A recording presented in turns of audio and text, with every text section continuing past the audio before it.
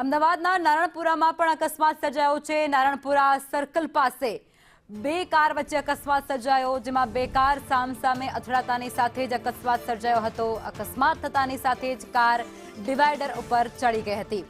અમદાવાદમાં પણ રફતારના રાક્ષસોનો કહેર હજુ પણ યથાવત છે અને આજે ફરી એકવાર બે કાર સામસામે આવતાની સાથે જ અકસ્માત સર્જાયો।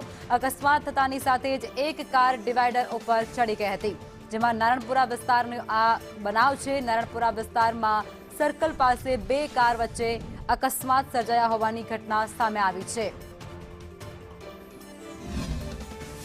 અમદાવાદના નારણપુરામાં રફતારના રાક્ષસનો કહેર યથાવત જોવા મળ્યો હતો। બે કાર સામસામે ટકરાઈ હતી અને બંને કાર ચાલકને સામાન્ય ઈજાઓ પહોંચ્યા હોવાનું પ્રાથમિક માહિતી છે જે મળી છે। અમદાવાદમાં વારંવાર અકસ્માતોની સંખ્યામાં સતત વધારો થઈ રહ્યો છે, ત્યારે જે ફરી એક વખત અકસ્માત ગઈકાલે પણ સર્જાયો હતો, ત્યારે આજે પણ આ જ પ્રકારે અકસ્માત સર્જાયો। અકસ્માતમાં જે વારંવાર આ પ્રકારે શહેરોમાં અકસ્માતના બનાવો છે તે વધી રહ્યા છે। વાહન ચાલકોમાં પણ એક ડર જરૂર રહે છે કે અત્યારે હાલ જે અકસ્માતો થાય છે, શહેરીજનોને રોડ ઉપરથી નીકળવું પણ કેટલું બીક લાગે છે, લોકો ફાસ્ટ ગાડીઓ ચલાવે ત્યારે। ના, વાત સાચી છે તમારી। ડર લાગે?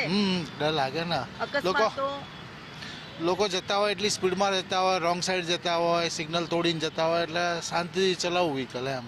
લોકોએ વાહનો જે ચલાવે છે એમની સામે કાર્યવાહી થવી જોઈએ સ્પીડમાં। 100% થવી જોઈએ। ડર લાગે છે? 100% લાગે। ચાલતા જતા હોય તોય બીક લાગે કે વ્હીકલ આવશે ને હમણાં ઉડાઈને જતા રહેશે।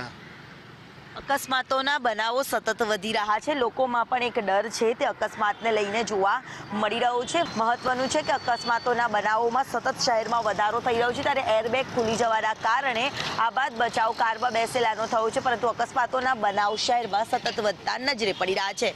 કેમેરામેન મનીષ વાણિયા સાથે દિવ્યા ચૌહાણ, સંદેશ ન્યૂઝ, અમદાવાદ।